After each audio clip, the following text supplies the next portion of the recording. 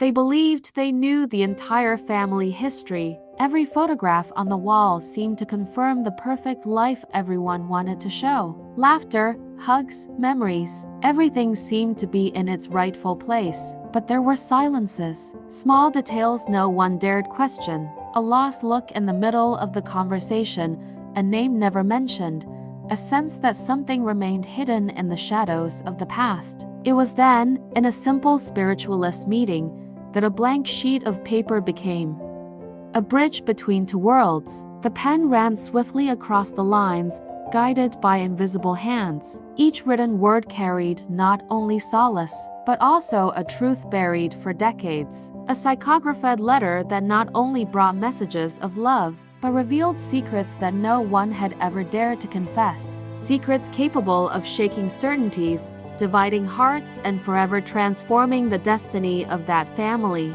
And from that moment on, nothing would be the same again. It was a seemingly ordinary family. The simple house, with pale walls already marked by time, seemed to hold in every corner the echo of stories that had spanned generations. The floor creaked under the children's hurried footsteps, as if it had witnessed laughter, running, and even silent tears. In the main room, photographs arranged in crooked frames revealed smiles frozen in time. They were images of birthdays, weddings, baptisms, portraits that, at first glance, conveyed only joy. But if you looked deeper, you could see an enigmatic gleam in some of their eyes, almost as if they held unspoken feelings, pent-up emotions, and secrets kept under lock and key. The family patriarch, a man with hands calloused from hard work, carried a seriousness on his face that often hid a discreet tenderness. He was respected, admired, but also feared at times, not for his harsh words, but for the long, dense silences he left hanging in the air when something bothered him. Silences no one dared break. The mother, on the other hand, was a beating heart within the home. A woman of unwavering faith, she found strength in daily prayer. She was the one who kept the flame of hope alive, even when life seemed to close in on difficulties. For her children, her presence was like a safe haven. Her sweetness, a relief in the face of uncertainty. There was unity, there was love, but there were also silences no one dared decipher. Small, almost imperceptible gestures that suggested not everything had been said. A glance averted at the wrong time, a curt reply in the middle of a conversation, a letter kept in a drawer, always locked, never mentioned. These details, though seemingly trivial, carried stories that were never told. And as happens in so many families, the apparent harmony was sustained by memories carefully chosen to be remembered, while others were consigned to oblivion, as if they had never existed. And it's at this point that the story begins to unfold, because no matter how hard we try to hide secrets, they always find a way to surface. Sometimes in a slip of memory, in a misplaced word, other times through an unexpected reunion. But for this family, the revelation would come in an even more surprising way, through a medium in a psychographed letter. Think for a moment. What if a deceased loved one could speak to you today? What would they say? What advice would they offer? What secrets kept during their lifetime would finally be revealed? For Maria Clara, the eldest daughter, this possibility arose in a moment of profound grief. Her father had passed away suddenly, leaving a void impossible to fill. Grief spread through the house like a shadow, covering every laugh, stifling every hope. And it was in this context of longing that she approached the Spiritist doctrine. She sought comfort, sought answers, sought the certainty that life does not end with death. She attended meetings, listened to stories from mediums, and her heart, previously hardened by grief, began to open to the possibility of reunions, until, on a seemingly ordinary night, something extraordinary happened. The setting was simple.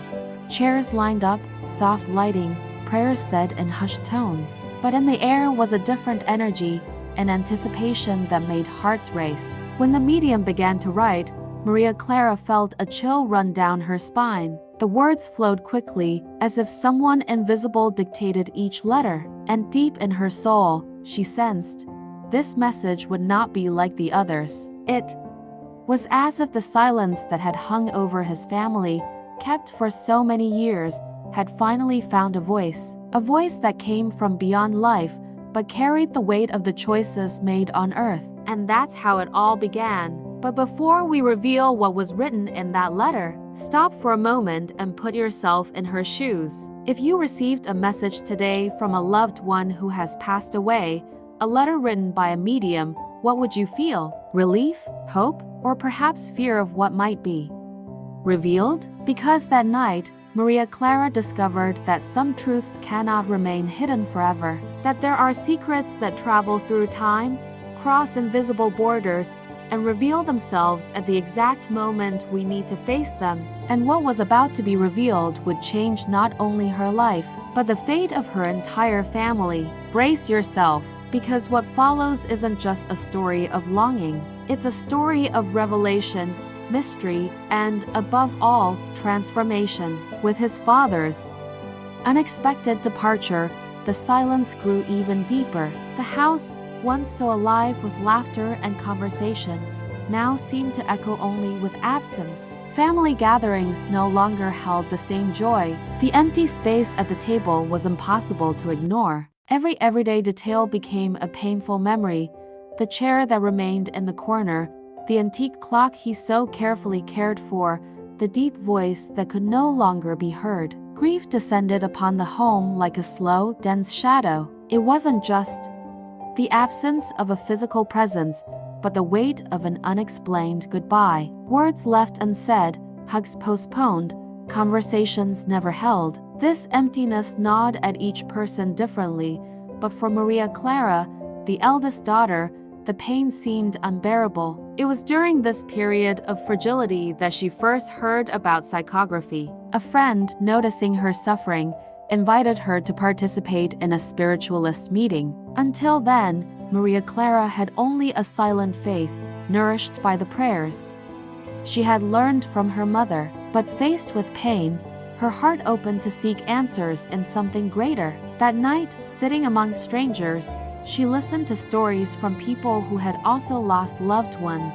Stories of reunions, of messages that came through mediums, bringing comfort, hope, and even revelations. Her heart, heavy with longing, began to fill with anticipation. What if it were possible? What if her father could really send a message? Driven by this flame of hope, Maria Clara began attending the meetings. With each meeting, her faith grew. She felt she wasn't alone, that there was something beyond what met the eye. She sought comfort in the words that came from the invisible, but what she didn't imagine was that, amidst the words of affection and relief, something would emerge that would change not only her life, but the fate of her entire family. It was a seemingly ordinary Saturday night. The room was softly lit, and the respectful silence created an almost sacred atmosphere. The medium, serene, began the prayer. Maria Clara closed her eyes, trying to contain the anxiety that tightened her chest. As the pencil began to glide across the paper,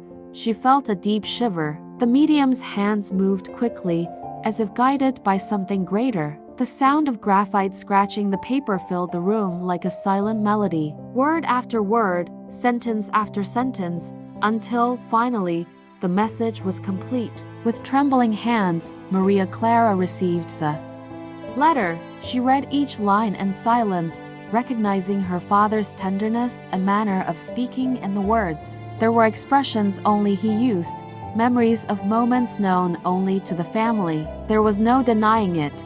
It was him. But amidst the words of comfort, love, and encouragement for unity, an unexpected revelation emerged. The father confessed, from the other side of life, something he had never had the courage to say in life. Before he got married, he had a son, a young man who had grown up without knowing his true origins, without ever imagining he was part of that family. The shock was immediate. Maria Clara's heart raced. How could she accept that this truth had been hidden for so many years? How could she deal with the idea of having an unknown brother hidden by her father's silence? When the news spread, the family's reaction was devastating. Some simply didn't believe it. They said it was nothing more than a fabrication, that it could simply be a suggestion from the medium's mind. Others, however, were outraged. How could they accept that such a profound, transformative truth would only come to light after death? Heated arguments raged through the home. Some wept with indignation, others with sadness. The dejected mother felt the pain of seeing her husband's image transformed by a secret revealed too late. The siblings were divided between disbelief and curiosity. Maria Clara, however, remained silent. Within her, there was a certainty she couldn't explain. Something told her those words were real, that they weren't made up or mistaken. Her gaze, fixed on the letter, seemed to penetrate the lines and reach her father's heart, now in another dimension. And it was in this inner silence that she asked herself the question that would change everything. If the message is true, where is this brother? Is he still alive? Will he ever know the truth? This doubt became a flame within her, a flame that burned, not with revolt, but with searching. Maria Clara began to feel that the secret, painful as it was, had reached them for a greater reason, and deep down, a certainty began to emerge. Nothing happens by chance. Dramatic pause, music swells softly because, if life is responsible for hiding certain truths, time, sooner or later, is responsible for revealing them. And that revelation was just the beginning of a journey that would forever change the bonds of that family. The family was divided. For some, the psychography was a divine consolation, a chance to feel that their father was still present, watching over them from the other side of life. For others, it was nothing more than a delusion, a cruel lie created by the pain of grief. It was difficult to accept that such a profound secret had been revealed after his death and not while he was still among them. Arguments were inevitable. Some wept with anger, others with relief. The family, once united by the same suffering, now split into opposing opinions. Each reacted according to their beliefs, their wounds, and how they viewed their father. But Maria Clara remained silent. She didn't argue, didn't raise her voice. She simply held in her heart a certainty she couldn't explain. Something inside her, perhaps intuition, perhaps a spiritual bond with her father, told her those words were true. And it was this silent faith that kept her steadfast in the following days, until, unexpectedly, the impossible happened. It was an ordinary afternoon, with a gray sky, when someone knocked on the door. The dull sound of the knocking echoed through the house as if carrying an invisible weight. Maria Clara opened the door, and before her stood a young man with a downcast but intense gaze. He bore a familiar, almost familiar surname. His facial features immediately caught their attention.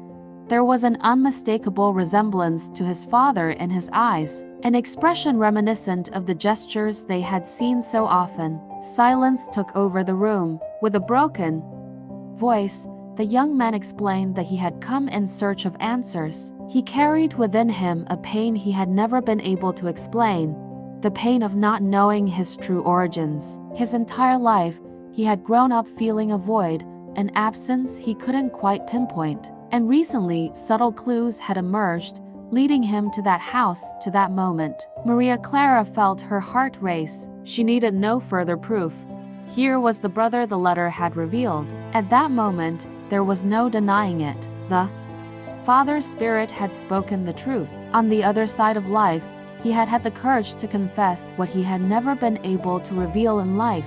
And now, that family had to deal with the reality that was thrust upon them. The impact was devastating. Some members rejected it outright, refusing to believe the connection. "It's a coincidence," they said. "This is nothing but wishful thinking." Others watched in silence, tears in their eyes, unable to deny the obvious similarity. The mother, especially, suffered the most. Her heart was torn between the pain of discovery and the call for forgiveness. How could she accept that her husband, her companion of so many years, had kept such a deep secret? How could she open her heart to a son who wasn't hers, but who now stood before her eyes, asking only for recognition? The boy, for his part, demanded nothing but the truth. He sought neither inheritance nor titles. He simply wanted to understand where he came from, who the father he had lost was, and why he had grown up on the margins of a history that was rightfully his. Maria Clara felt, once again, that destiny was being guided by something greater. There was no escaping the revelation. The encounter was no coincidence. It was life showing that secrets don't stay buried forever. And faced with that truth, each member of the family would have to make a choice, reject or accept. The hours that followed were filled with intense silence and reflection. The boy, sitting at the table, shared fragments of his story, a childhood marked by unanswered questions, a youth lived with the constant feeling of incompleteness. Each story was like a mirror that painfully reflected his father's absence. As he spoke, Maria Clara remembered the words of the Psychography letter. Now everything made sense.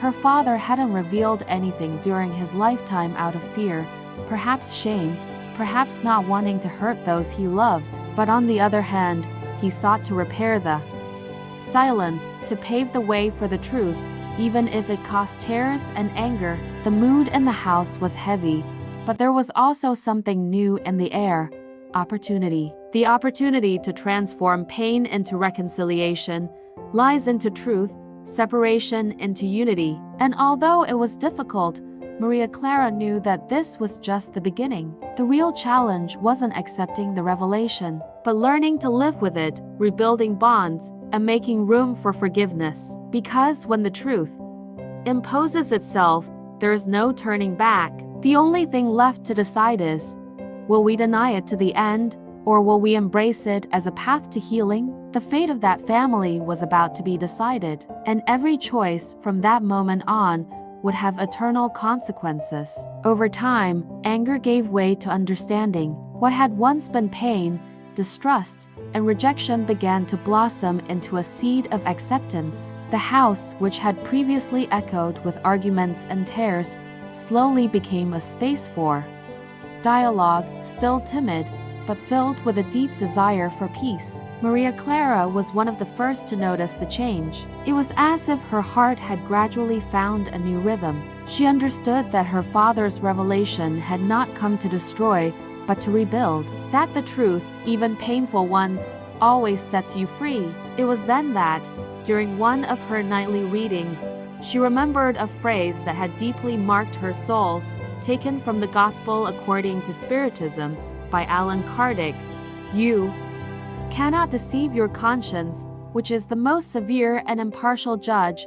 These words echoed like a beacon in his mind. His father, even from the other side of life, was seeking reparation. He hadn't shied away from his responsibility, hadn't tried to hide the secret forever. On the contrary, he had returned through psychography to bring the truth to light, so that, somehow, the family could heal old wounds and find themselves again. The presence of that new brother, once rejected, began to be seen in a different light. What had once seemed a threat now revealed itself as an opportunity.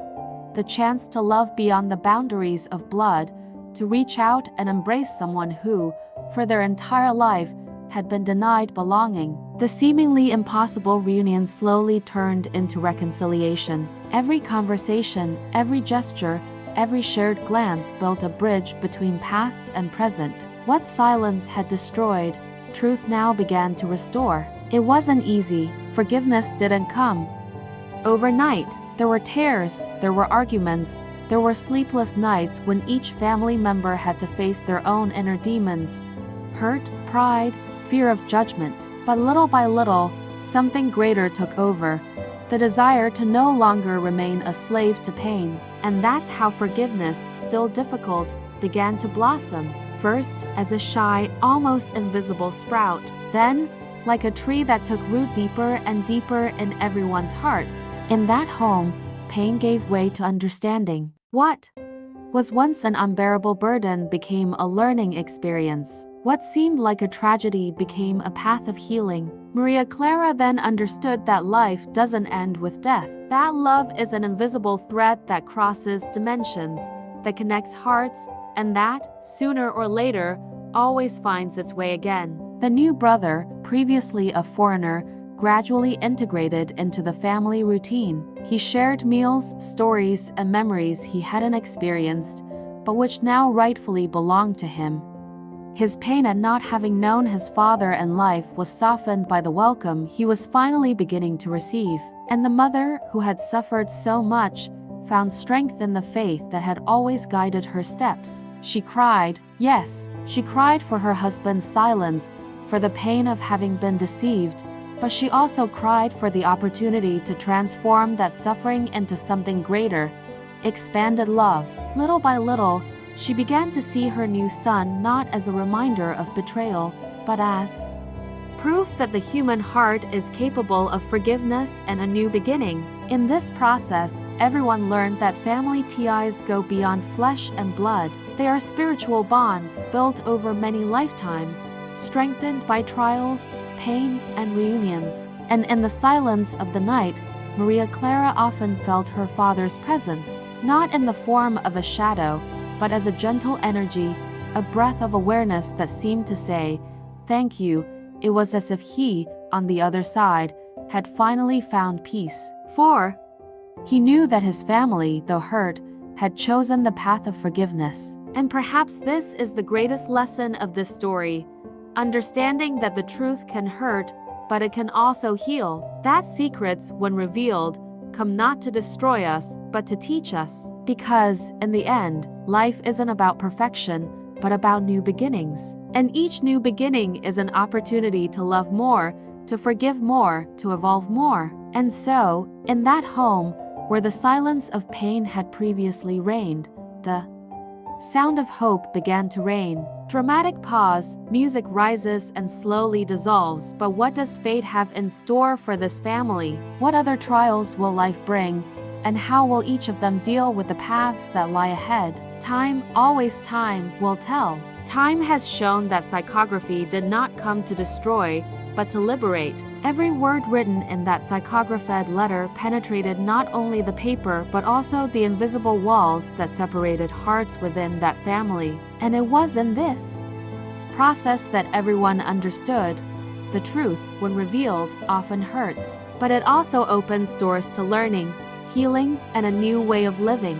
For months, the memory of that Saturday night returned repeatedly to Maria Clara, the moment when the medium, guided by forces no human eye could see, revealed not only a secret, but an opportunity for transformation. There, in the initial shock, no one imagined it would be the beginning of a path of reconciliation that would span generations. The family gradually understood that love is not bound by human conventions, but by the eternity of the spirit. Blood may unite, but it is the spiritual bond that sustains and strengthens. The new brother, who had previously arrived at the door with insecurity and pain, became a living part of the family's history, not as a reminder of a hidden past, but as a sign that truth can build bridges where before there were only chasms. Every tear shed was, in some way, converted into a seed of reconciliation, of humility, of hope. And these seeds, watered by time, blossomed into understanding, dialogue, and, above all, forgiveness. Because, as Spiritist doctrine teaches us, life goes on. Death is not the end, but merely a passage, a return to a greater home, where souls meet, recognize each other, and continue their journey. And in the reunion of souls, forgiveness is always the greatest victory. How many times do we remain silent in life, believing that by hiding our pain and mistakes, we'll be protecting those we love? But sooner or later, the truth finds its way out. And when it comes to light, it reveals not only the weight of the mistake, but also the chance to start over. This was the legacy of the father of that family, to understand, even on the spiritual plane, that he could not move on in peace without first making amends. He could not do so in life, but he found in psychography the opportunity to reach out from the other side, to bring light to the darkness of silence. And the family, in accepting this revelation, understood something even greater,